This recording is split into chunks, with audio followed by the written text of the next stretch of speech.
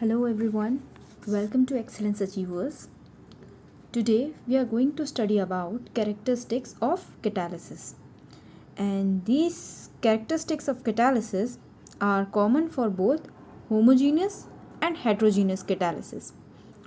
Okay, so here are written four main characteristics of catalysis. So let's start with the first one. Okay. So it is written that the catalyst remains unchanged in mass and chemical composition at the end of the reaction. That means कि जो भी हम catalyst use करते हैं हमारे chemical reaction में उसमें कोई भी चेंज नहीं आता, किसी भी तरीके का चेंज नहीं आता जब केमिकल रिएक्शन कंप्लीट हो जाता है। जो उसका मास है और जो कि उसका केमिकल कॉम्पोजिशन है वो जैसा है केमिकली वो वैसा ही रहेगा एंड जब हो जाएगा केमिकल रिएक्शन के एंड में जब प्रोडक्ट का फॉर्मेशन हो जाएगा तो वो वैसे का वैसा ही रहेगा। कैटलिस्ट में कभी भी कोई भी चेंज नहीं आता है, फिर चाहे वो किसी भी फॉर्म में हम कैटलिस्ट क्यों ना यूज़ कर लें। एग्जाम्पल के तौर पे हम ले सकते हैं, जब हम लेबोरेटरी में डिकम्पोजिशन करते हैं पोटेशियम क्लोरेट का, हम इसमें कैटलिस्ट क्या यूज़ करते हैं, हम इसमें कैटलिस्ट यूज़ करते हैं MnO2 को, मैग्नीशियम डाइऑक्साइड को हम एज अ कैटलिस्ट यूज़ करते हैं, जिसके हम कोर्स पाउडर के फॉर्म में जिसे हम लेते हैं, मतलब कि थोड़ा सा दरदरा पाउडर के फॉर्म में हम इसे लेते हैं। लेकिन चेंज कितना आता है, चेंज सिर्फ इतना आता है कि जब रिएक्शन कंप्लीट हो जाती है तो वो फाइन पाउडर के फॉर्म में कन्वर्ट हो जाता है, बस इससे ज़्यादा और कोई चेंज उसमें नहीं आता है, किसी भी तरीके का चेंज नहीं आ पाता है उसमें। बाकी वैसे का वैसे ही उतनी ही क्वांटिटी में वो हमें वापस मिल जाता है। तो ये था first point. I hope first point अच्छे से क्लियर हुआ सबको यहाँ पर। ओके, कोई भी रिएक्शन में कैटलिस्ट में कोई चेंज नहीं आता है। Now second point, a small amount of catalyst is often sufficient to bring about a large change. So, इस पॉइंट के हिसाब से कि कैटलिस्ट का एक बहुत ही स्मॉल अमाउंट ही केमिकल रिएक्शन में एक लार्ज चेंज पैदा करने के लिए काफ़ी होता है। ओके, क्यों? क्योंकि कैटलिस्ट का काम क्या होता है, कैटलिस्ट का काम सिर्फ इतना होता है, according to absorption theory catalyst का काम सिर्फ इतना होता है कि वो अपने ऊपर free valencies, free space, vacant space provide करे, जिससे कि केमिकल जो हमारे रिएक्टेंट्स हैं वो आकर उस पर बैठ सकें और फिर उसके बाद अपना बॉन्ड फॉर्मेशन जो भी रिएक्शन होना है वो कर सकें और उसके बाद फिर वो कंप्लीट हो जाए।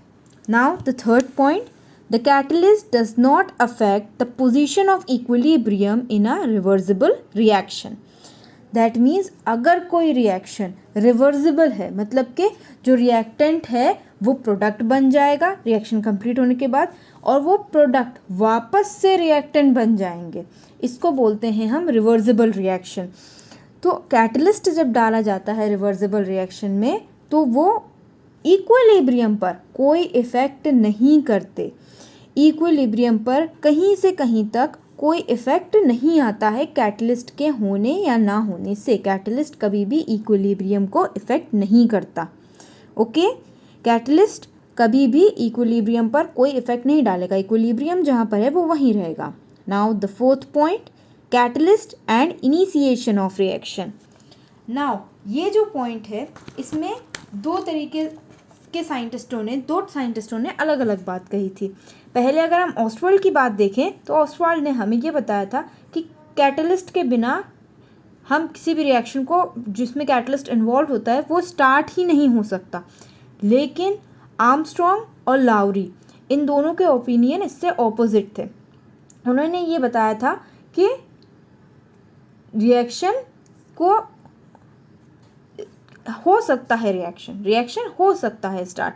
जैसे कि इन्होंने एग्जाम्पल दिया था किस चीज़ का, इन्होंने एग्जाम्पल दिया था mutarotation of glucose requires the presence of both proton donor that is an acid and proton acceptor that is a base before it starts. Start होने से पहले ही। ओके, तो ये 4 पॉइंट्स थे हमारे। इन 4 पॉइंट्स के थ्रू हमें ये क्लियर होता है कि किस तरीके से कैटलिस्ट जो होते हैं वो वर्क करते हैं। और ये जो कैटलिस्ट हैं, ये कोई सा भी किसी भी तरीके का कैटलिस्ट हो, किसी भी फेज़ में हो ये कैटलिस्ट, ये जो 4 कॉमन पॉइंट्स हैं ये सब में वैसे के वैसे ही रहेंगे, सब में कॉमन रहते हैं। ओके, तो आप चाहें तो आराम से इन पॉइंट्स को नोट डाउन भी कर सकते हैं, या फिर ऑब्वियसली स्क्रीनशॉट ले लेंगे तो आपके पास ये सारे चारों के चारों पॉइंट्स सेफ रहेंगे, सेव्ड रहेंगे। ओके,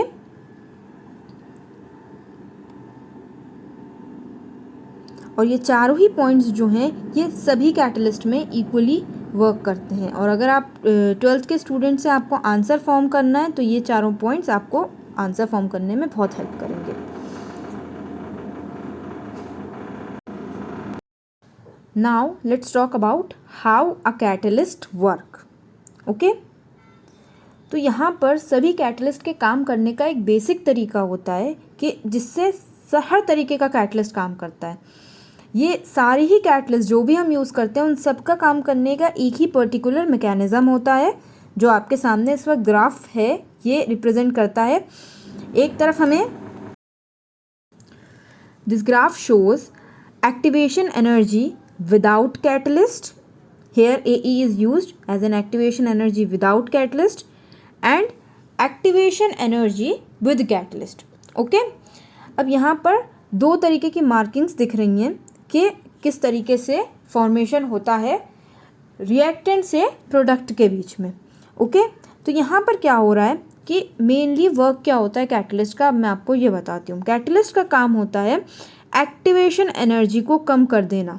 ओके, किसी भी रिएक्शन में किसी भी रिएक्टेंट जो एक्टिव होगा, एक पर्टिकुलर पोजीशन में पहुंचकर एक्टिव होगा वो, तो क्या करता है ये कैटलिस्ट, क्या करते हैं कैटलिस्ट एक्टिवेशन एनर्जी जो होती है किसी पर्टिकुलर केमिकल की, कि इस पर्टिकुलर पॉइंट इतनी एनर्जी मिलने के बाद ही वो एक्टिव होगा, उस एक्टिवेशन एनर्जी को कैटलिस्ट क्या करता है, कम कर देता है। एक्टिवेशन एनर्जी विद कैटलिस्ट कम हो जाती है। यहाँ हम देख रहे हैं, आराम से हमें देखने को मिल रहा है कि जो एक्टिवेशन एनर्जी होती है वो कम हो जाती है। अब अगर इस चीज़ को मैं एक्सप्लेन करूँ, कई बार ऐसा होता है कि स्टूडेंट्स बोलते हैं कि उन्हें ये चीज़ नहीं समझ में आ पाई कि एक्टिवेशन एनर्जी कम हुई तो कैसे जल्दी काम हो गया। इट्स जस्ट दैट कि अगर आपको किसी पहाड़ पे चढ़ना है, ठीक है, अगर पहाड़ बड़ा होगा तो आपको चढ़ने में टाइम लगेगा, उसकी पीक तक पहुँचने में वक्त लगेगा, ठीक है। वैसे ही अगर एक्टिवेशन एनर्जी ज़्यादा होती है तो रिएक्टेंट्स को वहाँ तक पहुँचने में टाइम लगता है, रिएक्टेंट्स को वहाँ तक रिएक्शन के लायक बनने में टाइम लगता है। लेकिन अगर